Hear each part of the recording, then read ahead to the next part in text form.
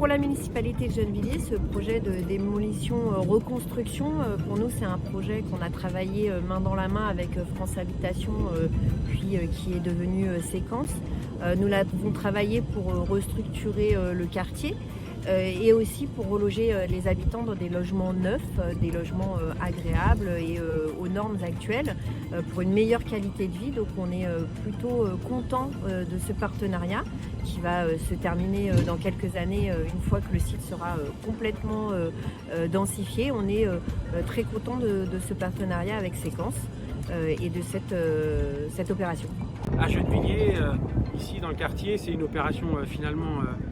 assez exemplaire des savoir-faire de Séquence, notamment dans notre capacité à gérer le temps long, parce que le projet urbain c'est toujours du temps long, dans la complexité du montage des opérations techniques, financières, mais aussi parce que derrière il y a de l'humain, il y a nos locataires, et donc il y a un travail d'accompagnement assez important, assez mobilisateur pour les accompagner vers une nouvelle vie, vers des nouveaux logements. Et donc aujourd'hui on s'inscrit pleinement dans ce cadre, et qui est à la fois un cadre partenarial très fort avec la ville de Gennevilliers, et la satisfaction c'est de voir que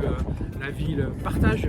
avec nous très fortement cette ambition et sa satisfaction vis-à-vis de Séquence,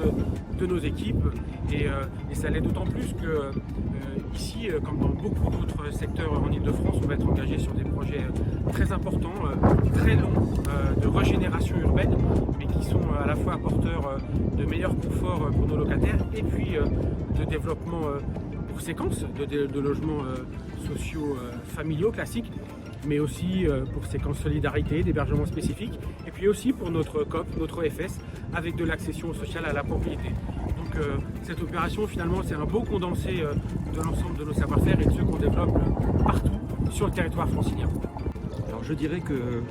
ce projet qui est aujourd'hui à une étape cruciale avec la démolition du bâtiment existant est un projet de patience et de persévérance.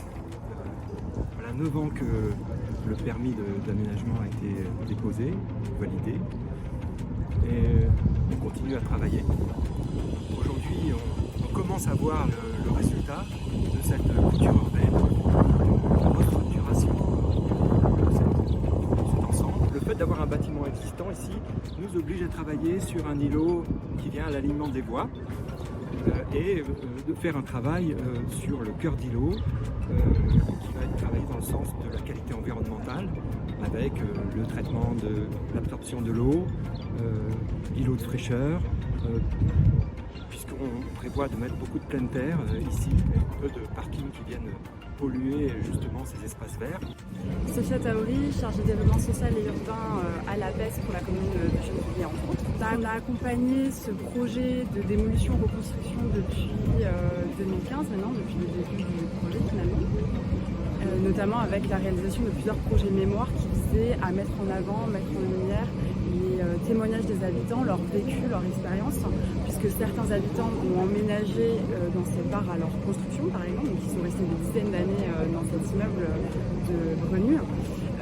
Donc évidemment ça peut être un événement qui est presque traumatisant de devoir déménager, changer de logement. Et le but c'est de pouvoir les accompagner dans ce processus et les amener à se projeter aussi dans le futur projet, dans leur futur logement. Donc il y a une succession de projets mémoire pour accompagner ce processus qui s'est clôturé finalement le 12 février avec un événement festif qui